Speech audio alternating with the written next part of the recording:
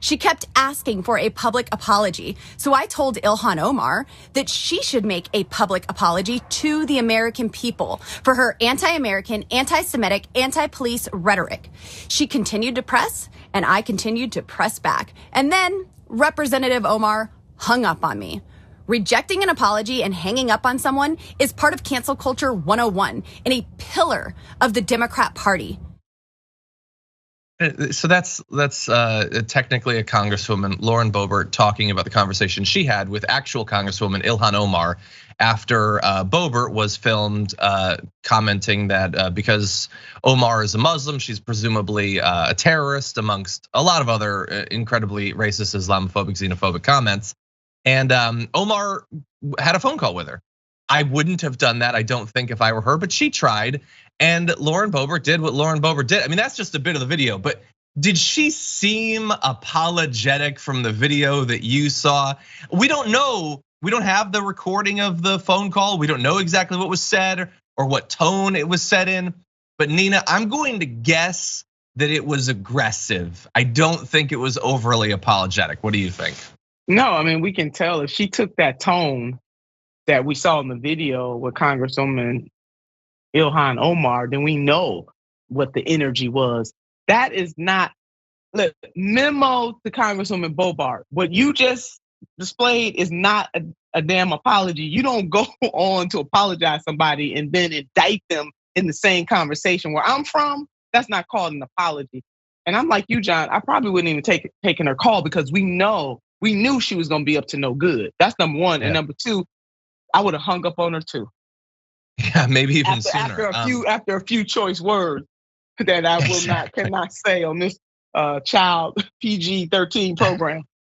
You can't say it on the program, but if we can get you on the phone with Boebert, I think we can make it happen.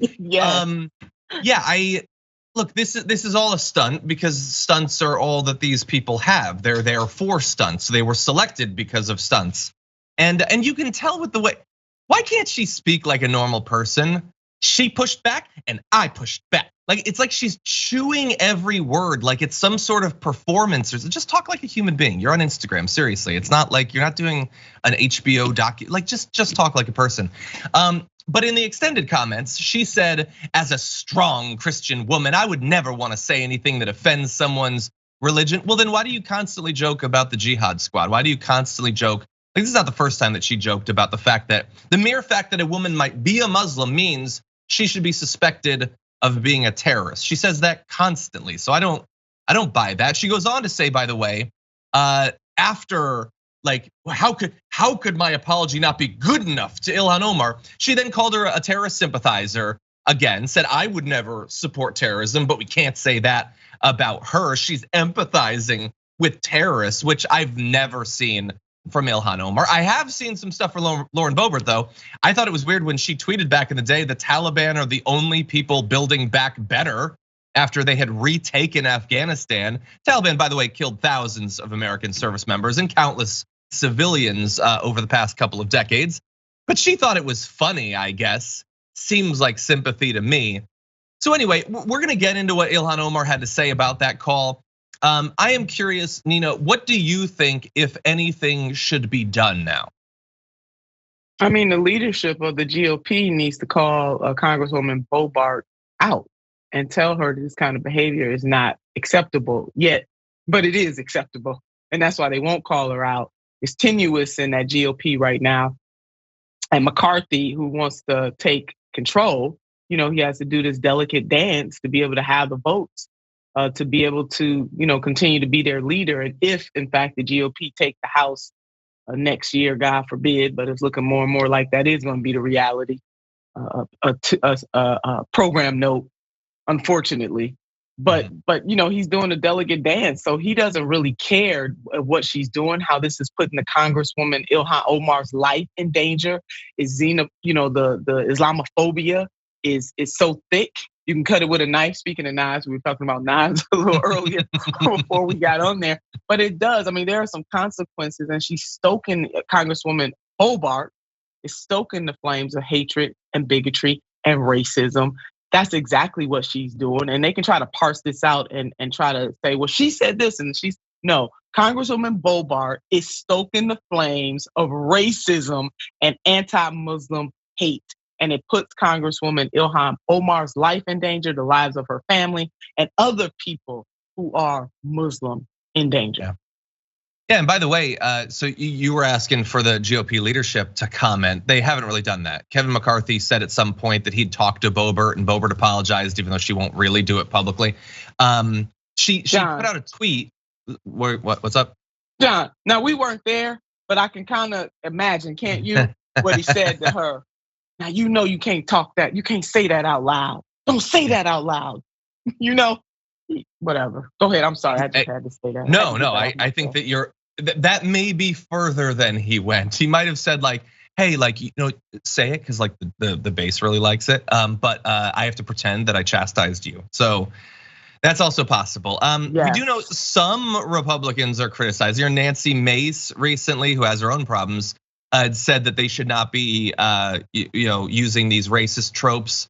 As a result of that mild criticism, she's now like in day 3 of being continually attacked by Marjorie Greene as being a traitor to the Republican Party. So that's cool. Anyway, I just want to jump in. I want to read a little bit of what Ilhan Omar said coming out of the conversation. She put out a statement saying, today I graciously accepted a call from Representative Lauren Boebert in the hope of receiving a direct apology for falsely claiming she met me in an elevator, suggested I was a terrorist, and for a history of anti-Muslim hate.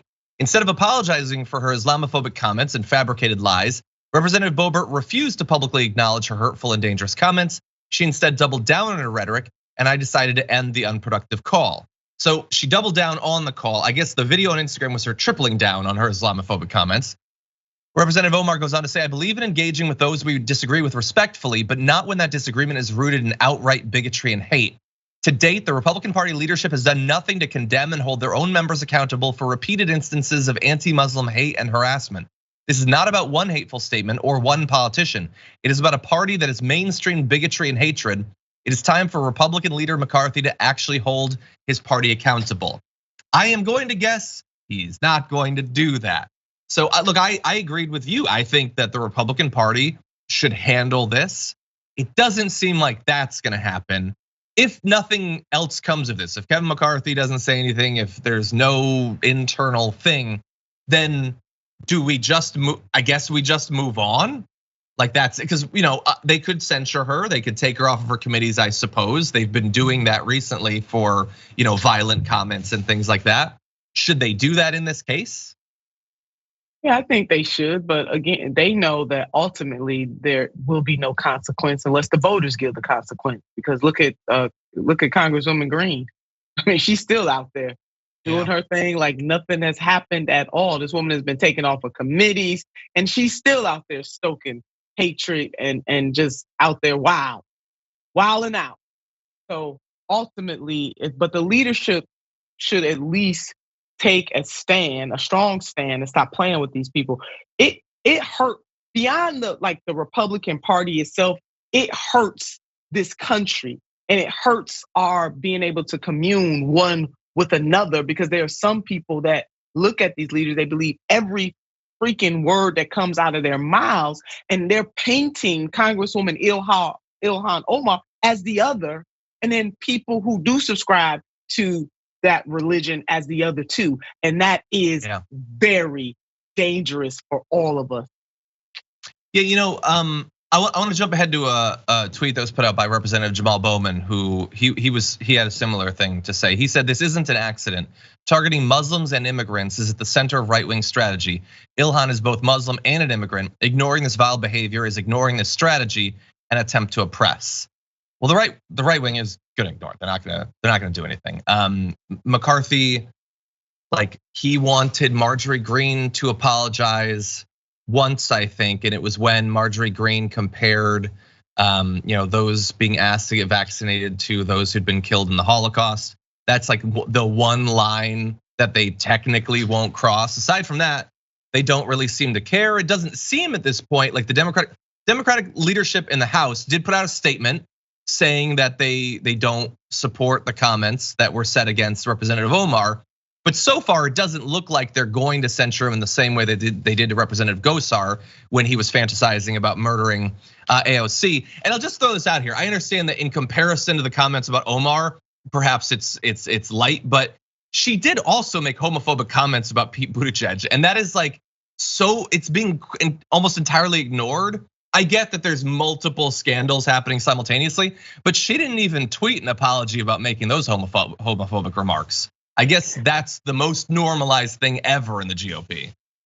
I mean, you got to take all of this in totality and not just as the individual incident. And I think that is what Representative Jamal Bowman was really getting at in what he tweeted out, that it isn't the whole of this. It is exactly what Congresswoman Ilhan Omar was getting at when she put her statement out. It is the whole of these things. It is all of these things added up. In other words, the straw that is breaking the camel's back. So they should censor her. And I think for the Democratic Party, and we know, look, the squad oftentimes has to fight with its own party too, for its respect. And so I'm glad they put out a statement, but they could definitely take this further if they wanted to, if they look at everything in totality and not just this one outburst by Boebert, because it's not just one outburst, it's several of those. And we have a body of evidence that shows that this Congresswoman is a bigot. Yeah. And not just her. Like, there's only so much of this that we can engage with simultaneously, but like, we're not even gonna play the video. This morning, Marjorie Greene, it was in the last day, went on the show, Steve Bannon's show, and said that Ilhan Omar was an Al-Qaeda supporter. She's bloodthirsty. She wants Republicans taken out. That's maybe worse than the stuff that Boebert was saying. And she said it on the air. Boebert maybe could at least try to hide behind, she didn't think the video would get out, which is really cowardly.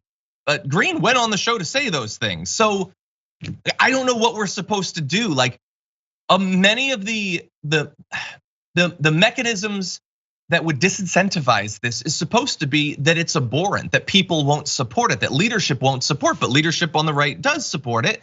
Their voters love it.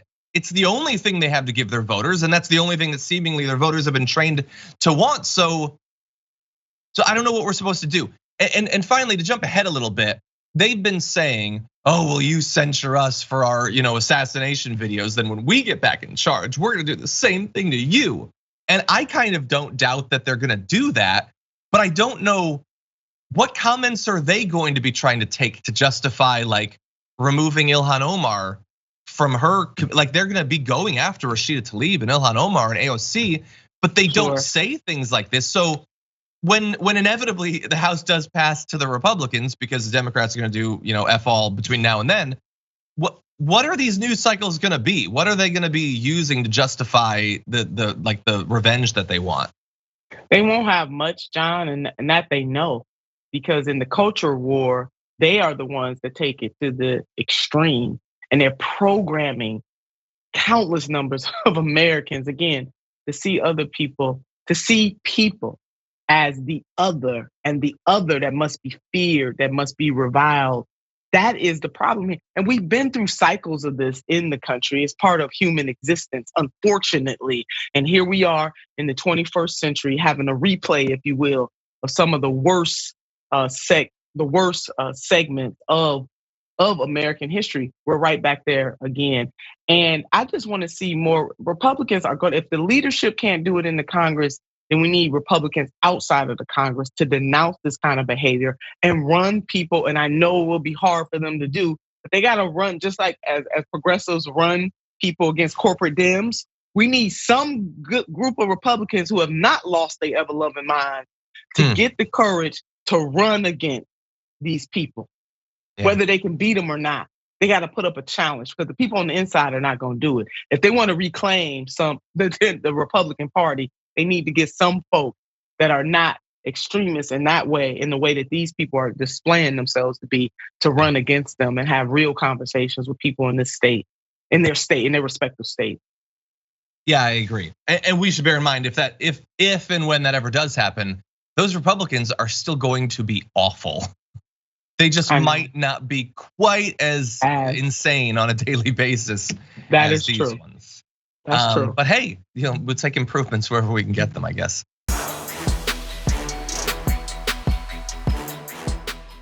For more political news breakdowns, interviews, stories of activism, and me trying my hardest to care about the occasional big celebrity news story, subscribe to our YouTube channel at youtube.com/thedamagereport. And you can ring the bell wherever it is so you don't miss anything.